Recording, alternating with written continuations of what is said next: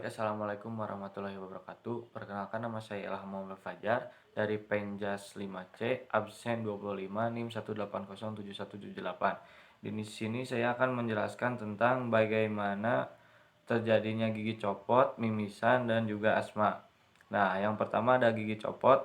Gigi copot ini bisa terjadi oleh siapa saja, baik orang dewasa maupun anak-anak. Nah, penyebab paling utama dari gigi copot ini adalah pada penyakit gusi yaitu periodontal.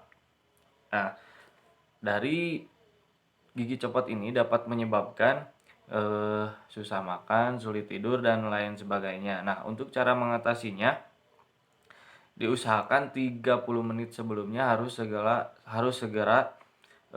menghubungi dokter. Nah, sebelum menghubungi dokter ada berbagai macam cara yang harus dilakukan. Yang pertama, ambil dulu dan simpan gigi tersebut. Ya, cara mengambilnya yaitu dengan diambil bagian mahkotanya saja atau bagian atasnya saja.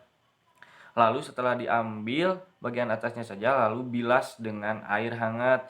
Nah, membilasnya itu cukup dengan merendam merendam gigi tersebut tidak lebih dari 10 detik di dalam air hangat. Nah, yang kedua, kembalikan gigi pada posisinya. Nah, setelah dibilas dengan air hangat secara tidak lebih dari 10 detik, bilas mulut dengan air hangat, lalu kembalikan gigi pada posisi asalnya.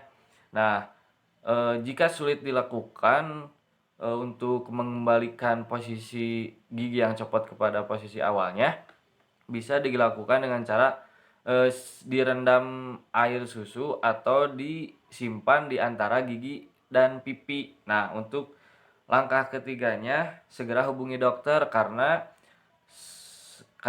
kalau lebih dari 30 menit kemungkinan kecil gigi tidak akan bisa dipasang lagi. Nah, mungkin sekian untuk penanganan dari gigi copot. Baik, yang kedua ada mimisan. Mimisan ini adalah pendarahan dari hidung. Pendarahan dari hidung ini penyebabnya beragam, dan mimisan ini ada yang mulai dari ringan sampai eh, berat. Yang ringan itu bisa diatasi dengan mandiri, dan yang berat itu harus memerlukan penanganan khusus. Nah, yang pertama saya beri contoh, mimisan yang ringan adalah mimisan interior. Interior ini adalah rusaknya pembuluh darah di bagian depan hidung, rusak atau robek. Nah, sering terjadi pada anak-anak, penyebab demam, peningkatan suhu badan, terus luka karena kebiasaan mengupil atau terbentur. Nah, yang kedua ada yang berat yaitu mimisan posterior.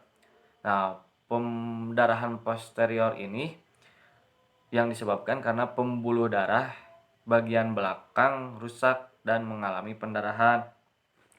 Nah, biasanya mimisan ini terjadi pada lanjut usia dan pada keadaan biasanya patah tulang hidung, operasi hidung, tumor rongga hidung. Nah, untuk penanganan mimisan ini biasanya yang pertama lakukan adalah tetap tenang dan cari tempat nyaman. Yang kedua, duduk tegak, condongkan badan ke depan. Supaya apa? Karena agar darah tidak terminum atau tertelan.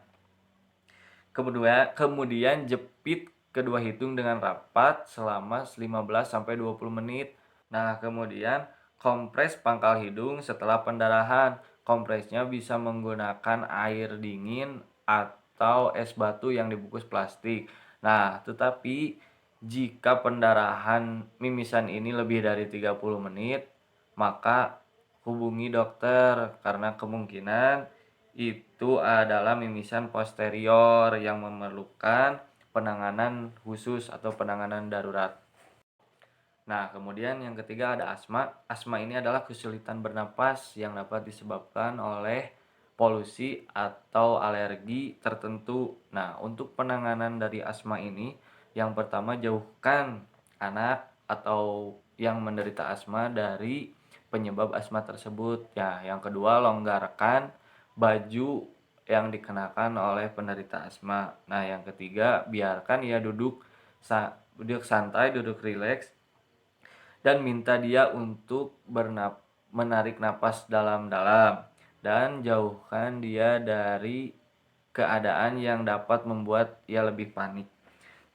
Nah, kemudian berikan inhaler dan minta ia untuk menghirup 2 kali dengan jeda 2 menit sampai keadaannya membaik. Nah, jika alat inhaler ini tertinggal atau lupa untuk dibawa, berikan ia air hangat sementara sampai alat inhaler didapatkan atau bawa ia ke rumah sakit.